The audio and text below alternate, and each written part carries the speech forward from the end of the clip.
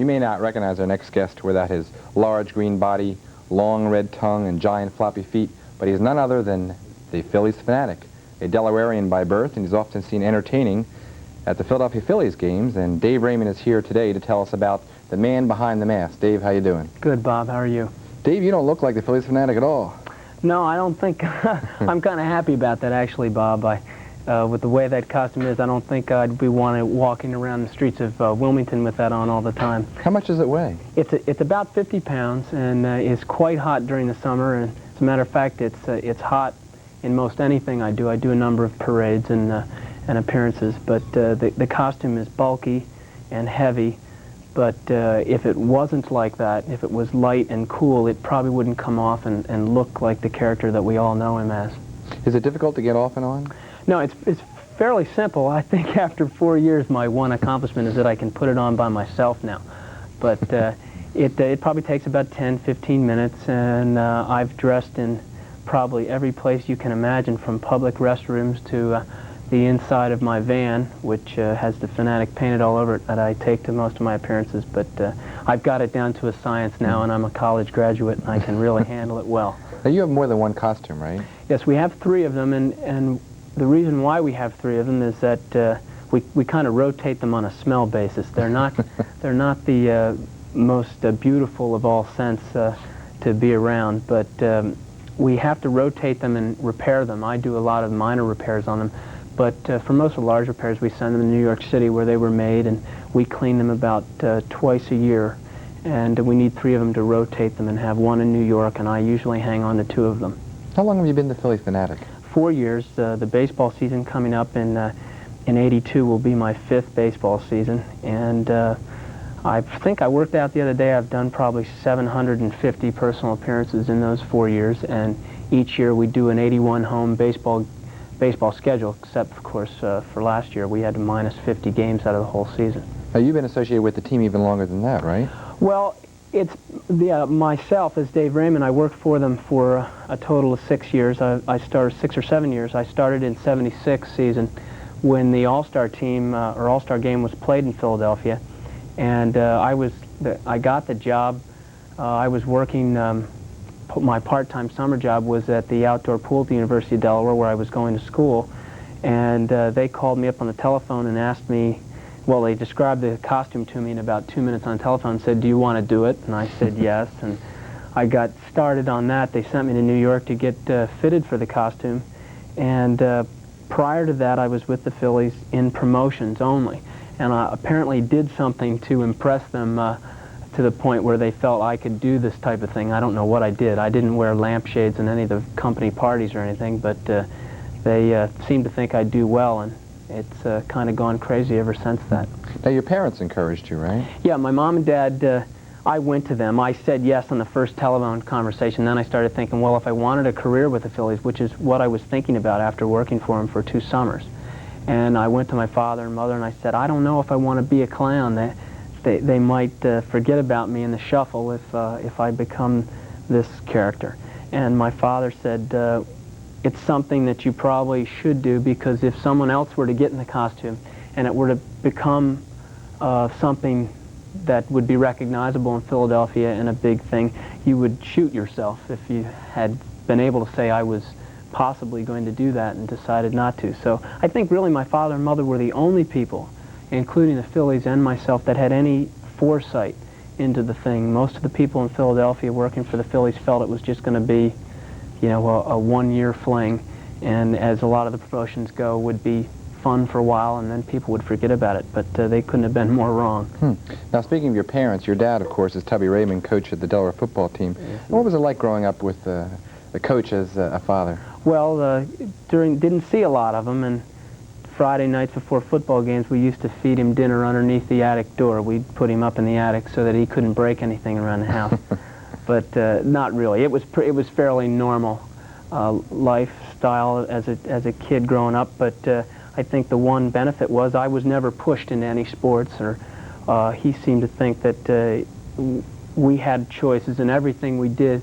And both my brother and myself, and my sister for that matter, migrated towards sports on our own, and kind of have been involved with that ever since. Of course, you played football at Newark High School and then went on to the University of Delaware and played football. Yes, that was an experience, to say the least.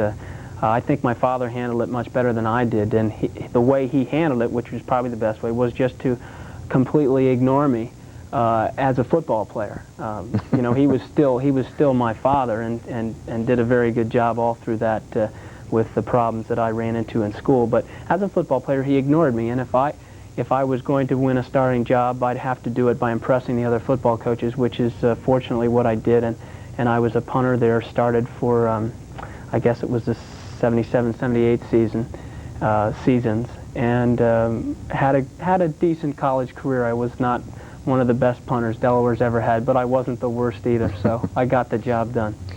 Getting back to the Fanatic, is that a full-time position for you? Yes, it is. I think it's good that you asked that. I get a lot of people say, well, what do you do in your real life?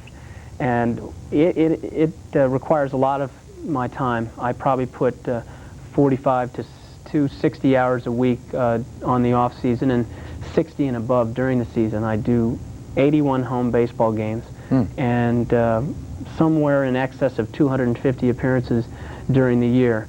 So, and most of those appearances are outside of the immediate Wilmington area. So I'm doing, I probably average about 110 miles a day and about 45,000 miles a year. A lot of driving. But what about the personality of the Fanatic? Is that really you? No, not completely. I'm sure there's parts of Dave Raymond involved in the character, but I speak of the Fanatic as third person, like you mentioned earlier, and I think I'd do that out of self-preservation. I'd go crazy if I felt that we were one and the same. Jekyll and Hyde. Yeah, exactly. But it does vent some of my frustrations, because most of the activities that the Fanatic is involved in require a lot of physical stamina and a lot of craziness. So I've become more reserved. I think I was an extrovert before I became the Fanatic, and still am in some instances, but basically it's calmed me down a little bit. I don't punch holes in the walls anymore.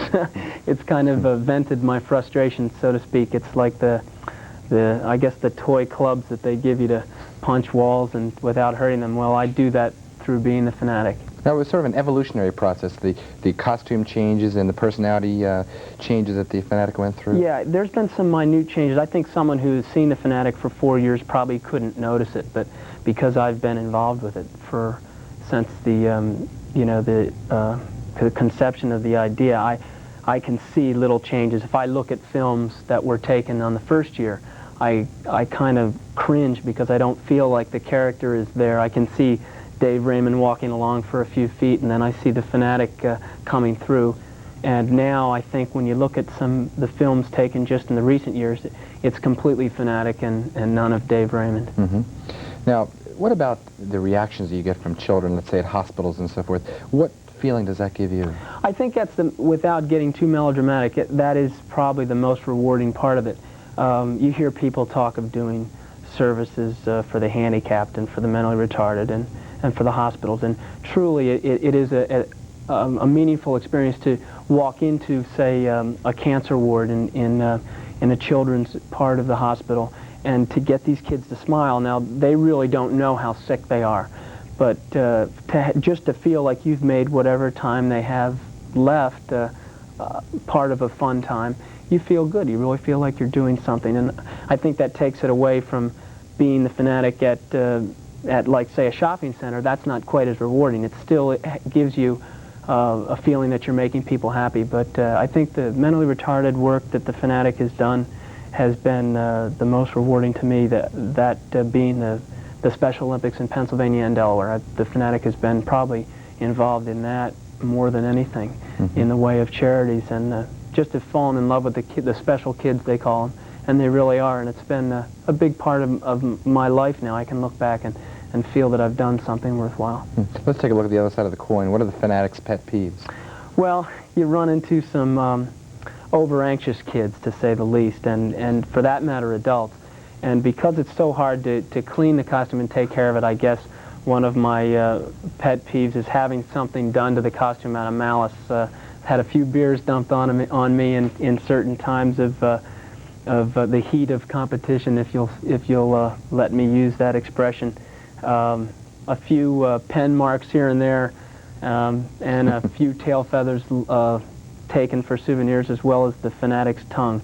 And I probably shouldn't get as upset as I do, but when you're hot and tired and trying to keep the costume together, it can be a point that makes you take the head off when you get into my break room and go after a few walls or cabinets to calm down before I go out again. Well, you know, the Phillie Phanatic's fame is spreading. I understand you had an opportunity also to tour with an all-star team in Japan. Yeah, that was probably one of the highlights. I'd have to say highlights because I've never been to Europe. I've never been out of the country at that point. And I guess it was my second year. The Major League Baseball sent 2 all-star teams, one from the National, one from the American League, over to play exhibition games in Japan for 28 days in November. And the Japanese people were the most beautiful people that I've ever met. They were courteous, kind, and clean. I think their cities were the most immaculate cities. That we wouldn't even know what to do in Tokyo, which was probably the dirtiest city in Japan, but would be like, you couldn't compare it to cities here. And the people there were reserved, and they felt that the Phanatic would not go over big, at least the way I was used to it. I had a number of Japanese officials come to me and say, don't be upset if you don't get immediate reaction from the people, because it'll happen where you'll go to a game and you'll feel that nobody's even watching you, and the next day in the paper you'll read that the Phanatic was the biggest hit in Japan. And it happened almost the opposite. All the so-called experts, I guess, on how the people would react to the Phanatic were wrong. They went through the same hysterics that the people in the U.S. had shown by watching the Phanatic, and it really surprised them. And the Phanatic became an instant success over there, which it really surprised me, because they went crazy. They would clap and laugh, and the sports reporters were coming to me saying that this kind of thing just never happened over there. So not only was it beneficial to me personally, but for the Phanatic, it was an enlightening experience also. Have you gotten to know the Phillies players at all, or is it just business? Well, I think, yeah, I know them as friends at the stadium, and I don't meet with them socially very much. I think I'm probably best friends with Tug McGraw and some of the younger players. I got close to Lonnie Smith. Unfortunately, as baseball goes, that'll probably be one of the last times I see Lonnie, other than when he comes into a Veteran Stadium to play. I don't. They're great people, and they have contributed a lot to the success of the Phanatic in just accepting him and making him part of getting ready for a baseball game. So I have a lot of respect and admiration for all those guys that I've met, and a lot of them are my age and are peers, if you will. Mm-hmm. I'm not quite a baseball player, but I am out on the field and enjoying some of the good and bad with the Philadelphia fans. So I've enjoyed getting to know them, and I think I'll always will. It'll be something really to look back onto. What would you say your highlight was of this past season, 1981 baseball season? Well, there were a number of them, Bob, that were a lot of fun to be involved with. But I think the one that I'll be able to tell my grandkids and have it really mean something was when Pete Rose broke Stan Musial's record. 3,631, I think, if I'm not mistaken. And I think the next biggest thing, and having to do with just baseball feats, will be when and if he breaks Ty Cobb's record. Mm-hmm. But just being there, I got out of the costume. I take breaks during the game, and I timed it. I kind of had a feeling.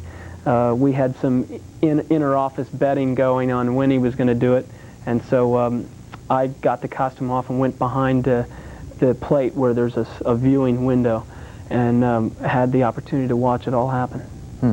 I see you've got a World Series ring on there. Yes, my television set, as I call it, with small hands like mine, this kind of shows up a little bit. That was another highlight, obviously. The 1980 season, of course. Yeah, well, I didn't receive it until '81, mm-hmm. But the front office people at the Phillies, being the great family atmosphere front office that it is, gave away the most rings in history that a major league club gave away to its employees, and I was the fortunate recipient of one of them. And I don't take it off. I wear it in the bathtub and everywhere else, because if I took it off, I think I'd lose it. Mm-hmm. What are your plans for the future, Dave? I hope to be doing the Phanatic just about as long as Dave Raymond can handle it. I could see I'm 26, I'll be 26 in February, and I could see doing it till I'm 30, as long as I'm physically capable of handling it. And then after that, I'd like to probably have a career in baseball, and if that's not available, something related to sports in the business field. Mm-hmm. Well, Dave, thanks for coming on our show. Well, thanks for having me, Bob. I enjoyed it. And now I think you'll enjoy this next segment of Focus Delaware. Dave Raymond, stick around. I think you'll enjoy it, too. Okay, I will.